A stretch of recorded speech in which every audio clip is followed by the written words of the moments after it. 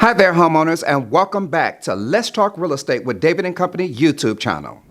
Today's video is an absolute must-see. If you or someone that you know is dealing with the challenges of a home or business in foreclosure, this video is exclusively for you. You will know exactly what to do and say to get your foreclosure sale stopped and under control with these simple steps that I'm about to teach you instantly. We're going to go over how to understand your particular situation, prepare your lender-required documents, effectively communicate with your lender and the foreclosing attorney, and much, much more. I truly understand the stress and uncertainty that comes with being in such a situation, especially during the holiday times. That's why I put together my comprehensive guide of the 5 things that you absolutely must do to get your foreclosure sale stopped instantly. Foreclosure is a tough spot to be in. Trust me, I've been there before. But remember, you're not alone. And there are steps I will demonstrate that will help navigate you through this difficult process.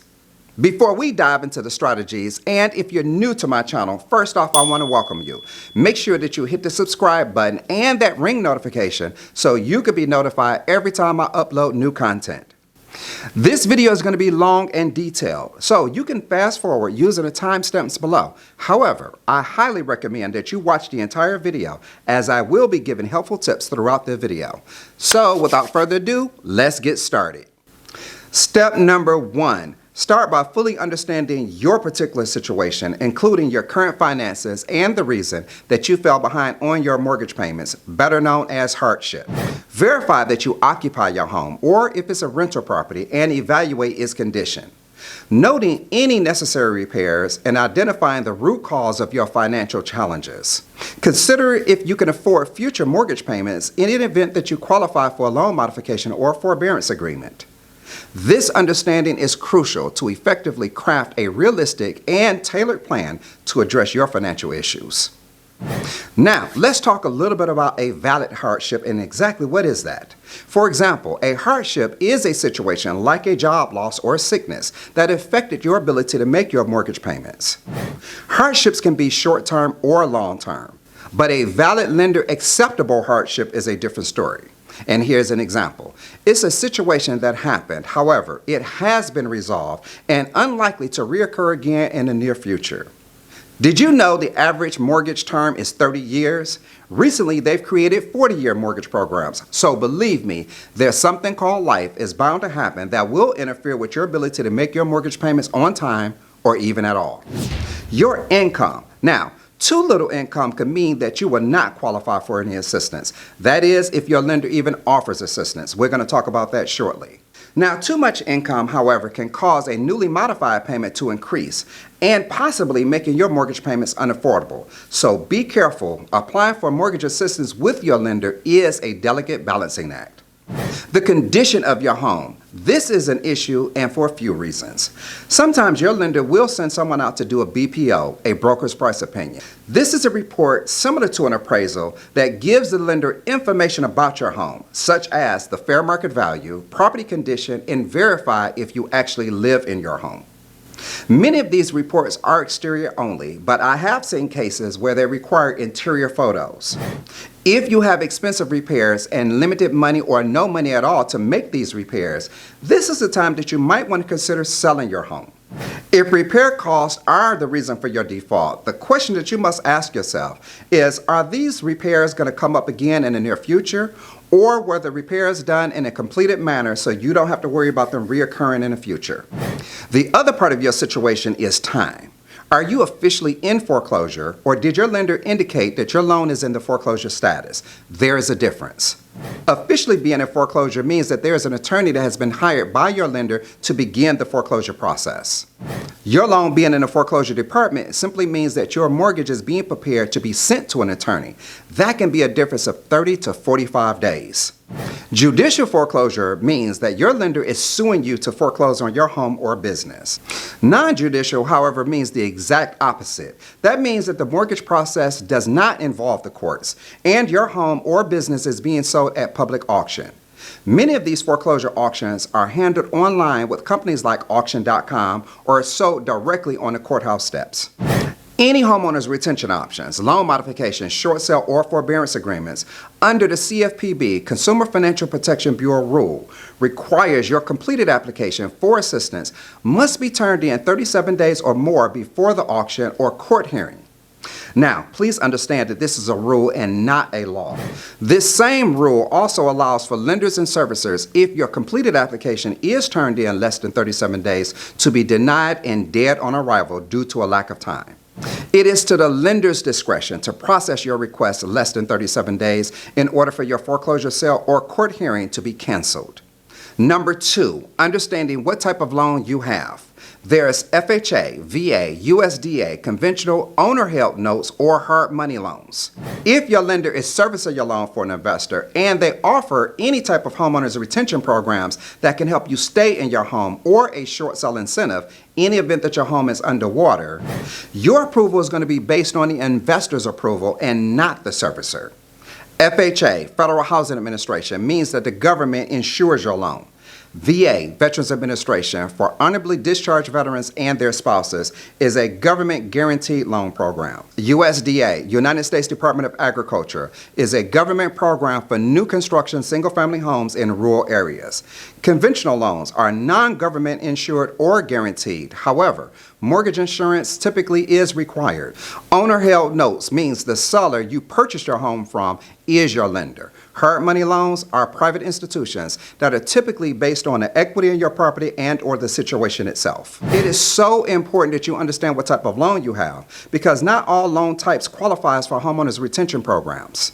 All FHA, VA, and USDA loans offer government programs to help homeowners facing foreclosure or to sell their properties on a short sale.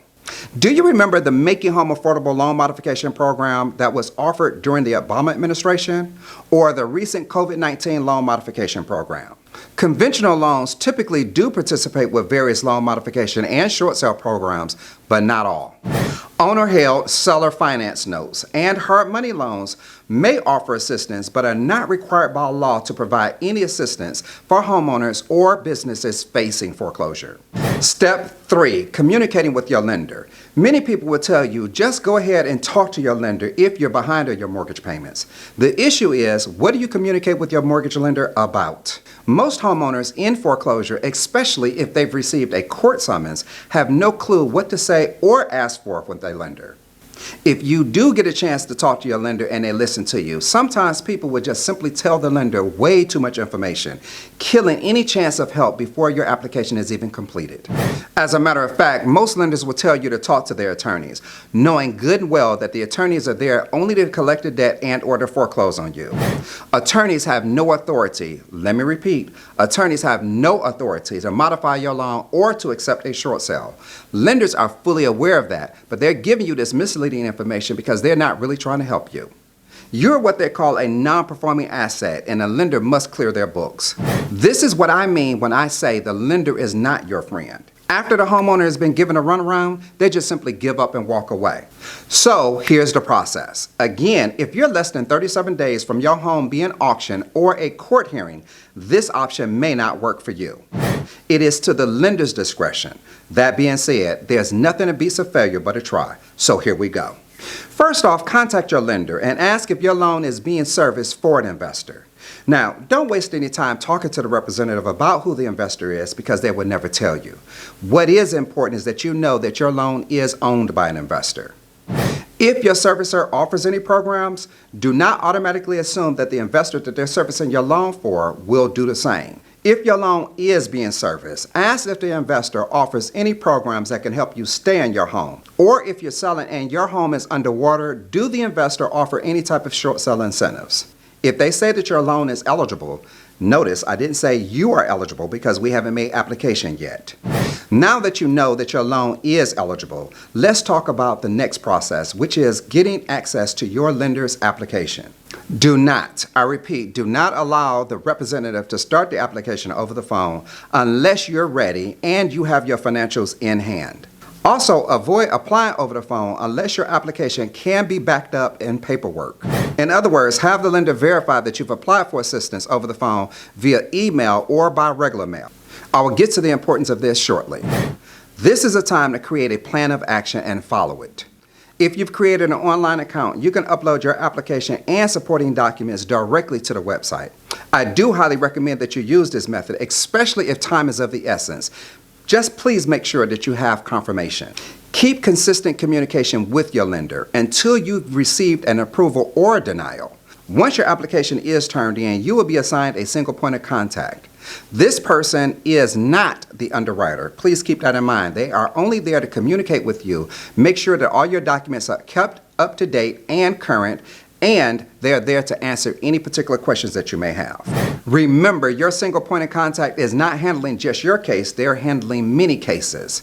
I do recommend that you contact them at least 2 times a week. Using a calendar program such as Google Calendars is a good idea to keep you up to date and send you reminders. Keep your documents up to date. Check stubs, bank statements, the application itself. All need to be kept up to date. Even if your single point of contact do not ask for this information, you should automatically send it anyway just to make sure. This is how your homeowner's retention package or loan modification package should look. It should be presented starting with your cover letter. It can be handwritten or typed.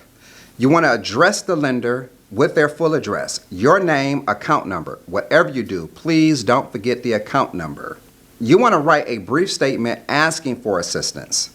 The completed application, no blank lines or missing spaces. If the question do not pertain to you, write NA or 0. Make sure that the application is signed and dated by all parties involved. Your hardship letter or hardship affidavit. There is a difference. A hardship affidavit is a pre-printed form with various situations on there that may fit your case. You can just simply check the appropriate box. The hardship letter is a handwritten or written out letter or statement that's about your particular situation. You want to be brief. Do not exceed 1 page because most of these are not going to be read in detail. Make sure that it is clear and legible, signed and dated by you and the other parties that's involved. Your other supporting documents will be at least the last 30 days of income, check stubs, last 3 months of bank statements, all pages, last year's filed tax return signed and dated, and a utility bill with your name and address on it, which verifies that you occupy the property. This is the area that most homeowners applying for assistance fails because not everyone have bank statements or proof of income. If you're missing any information or supporting documents, please book an appointment with my office immediately so you can learn about the acceptable substitutions.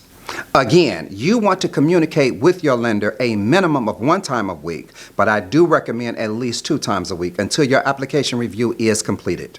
If you've been denied for assistance and your foreclosure is moving forward, please contact my office as soon as possible to get your consultation and click on the link below to get my free training on the options to get your foreclosure sale stopped instantly master program. You know what, folks? Sometimes in life you have to go through hell to get to heaven. Please understand that this is just a situation and it will pass. You're being armed with my proven techniques to get absolute results. I do understand not everyone is going to be able to handle their lender so easily. However, if that's you, help is just a click and or a phone call away. Stay tuned until the end of this video for direct access for assistance that you may need. Please do not worry about saying the wrong thing to your lender or checking off that wrong box or even understanding exactly what's going on with your situation. Step 4, exploring other potential options, especially if a loan modification or keeping your home is not your desire.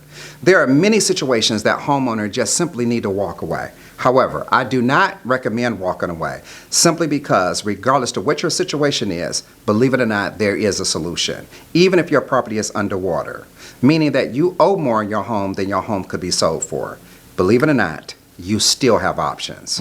Remember, someone's trash is someone else's gold. Contact my office to explore other options outside of walking away. Number 5, defense strategies. Earlier when I talked about having proof that you've submitted an application for assistance, lenders are so good for making you feel comfortable and that they are actually there to help you by telling you that your application looks good and you have very good chances that your foreclosure auction will be canceled. Remember hearing your lender's greeting starting off by telling you that all calls are being recorded for quality control purposes? Or the most famous one, this is an attempt to collect the debt and any information obtained will be used for that purpose. Your lender is not your friend. Do not drop your guards or be misled thinking that everything is fine because the customer service representative told you so. Only once you've been approved and it's in writing should you be at ease about your case. Yes, this is Desperate Homeowner. I just received a denial notice for assistance. May I speak to the person that told me that my home was safe from foreclosure when I called on October 10th? ABC Lender, about to give you the runaround. This is John speaking. Sir, let me pull your account up and see exactly what the notes say. I don't see anything stating that we'll stop your foreclosure. However, I do see that you did call on October 10th, but the rep, they only told you how to download the application. Since your application has been denied, there's nothing that we can do for you at this time. Have a good day. If you have a court hearing that's approaching, have your documented evidence ready to show to the judge that you have attempted to avoid foreclosure by requesting assistance from your lender. Sometimes your lender will fast-pace the process by having you apply for assistance over the phone. But when it's time to recover this proof that you've done so, there's no evidence backing you up. They will be missing in action as well as the notes indicating that they told you this. Foolishness.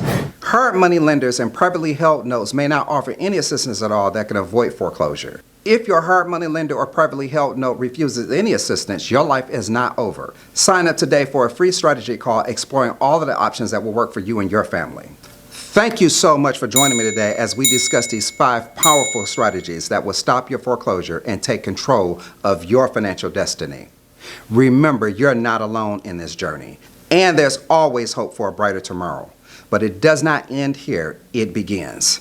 Please share this information if you found a value in today's video. Chances are someone you know may benefit as well.